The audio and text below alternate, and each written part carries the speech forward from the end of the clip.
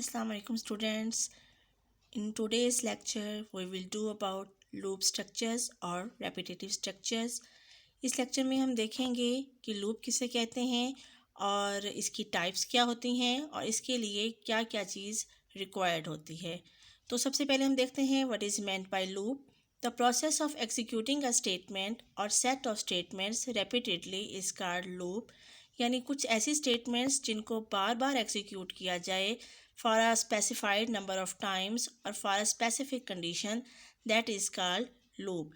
उन स्टेटमेंट्स को जो बार बार एग्जीक्यूट हो रही हैं हम बॉडी ऑफ द लूप कहेंगे। लूप में अगर ये नंबर ऑफ़ टाइम्स जो है हम स्पेसिफाई करते हैं, अगर हमें नहीं पता इन एडवांस कि कितने number of times loop execute होना है या जो कंडीशन हमने दी है उसके टर्मिनेट होने के लिए वो कभी भी सेटिस्फाई नहीं होती, तो उस सूरत में लूप विल एग्जीक्यूट इनफाइनाइटली। इसको हम इनफाइनाइट लूप या कंटिन्यूस लूप कहते हैं and it will never be terminated if the user press the control plus C. अगर user control plus C press करेगा तो ही ये इनफाइनाइट लूप जो है वो टर्मिनेट हो सकता है। लूप्स की टाइप्स कितनी हैं? In programming there are two types of loops, counter control loop and sentinel control. Counter control जैसे कि नाम से जाहिर हो रहा है, इसमें एक वेरिएबल यूज़ होगा जिसको काउंटर वेरिएबल कहा जाता है। उस वेरिएबल को एक ख़ास वैल्यू से इनिशियलाइज़ करवाया जाएगा और उस इनिशियलाइज वैल्यू से ये हमारा लूप स्टार्ट होगा। उसके बाद लूप की बॉडी में काउंटर वेरिएबल में इंक्रीमेंट या डिक्रीमेंट किया जाएगा उस वक्त तक जब तक कि ये स्पेसिफाइड वैल्यू तक ना पहुंच जाए। इसके अलावा इसमें एक कंडीशन होती है जो हर दफ़ा चेक करती है कि क्या काउंटर कंट्रोल जो वेरिएबल है इंक्रीमेंट और डिक्रीमेंट होने के बावजूद वो हमारे फाइनल वैल्यू तक पहुंच पा रहा है या नहीं। जैसे ही हमारा काउंटर कंट्रोल वेरिएबल जो है, काउंटर वेरिएबल जिसे हम कहते हैं, वो फाइनल वैल्यू पे पहुंचेगा, हमारा लूप टर्मिनेट हो जाएगा। दूसरी टाइप जो है इसकी वो है sentinel control loop. Sentinel control loop में एक सेंटिनल वैल्यू दी जाती है कंडीशन के अंदर और उस कंडीशन के ट्रू होने तक ये लूप चलता रहता है और उस सेंटिनल वैल्यू को लूप की बॉडी में चेंज किया जाता है बाय परफॉर्मिंग डिफरेंट ऑपरेशंस।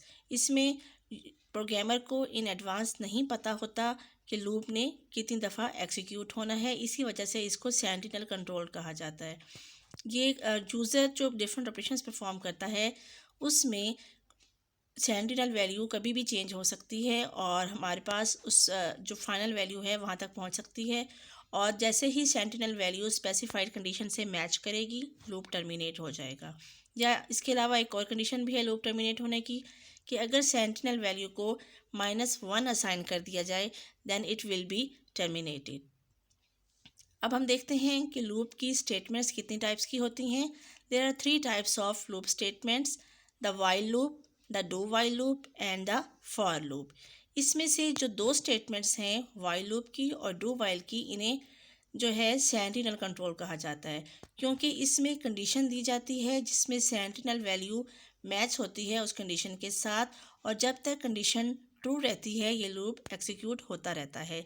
जैसे ही कंडीशन फॉल्स होती है लूप खुद ब खुद टर्मिनेट हो जाएगा और जो हमारा कंट्रोल है वो मेन प्रोग्राम में आ जाएगा। जो थर्ड टाइप है लूप की वो है फॉर लूप की। फॉर लूप को काउंटर कंट्रोल लूप भी कहा जाता है। इसमें जो है काउंटर कंट्रोल को एक वैल्यू से इनिशियलाइज करवाया जाता है और बॉडी में इंक्रीमेंट या डिक्रीमेंट करवाया जाता है। तो स्टूडेंट्स, ये थी हमारी लूप स्टेटमेंट्स। नेक्स्ट लेक्चर में हम वाइल लूप और डू वाइल लूप के बारे में डिस्कस करेंगे, इनके सिंटैक्स के बारे में। होप सो आप लोगों को समझ में आ गई होगी। Thank you. अगर आप लोग मेरे चैनल से सेटिस्फाई हैं तो मेरे चैनल को प्लीज़ ज़रूर सब्सक्राइब करें ताकि आपको मेरे तमाम लेक्चर्स जो हैं वो इन डिटेल पहुंचते रहें। Thank you.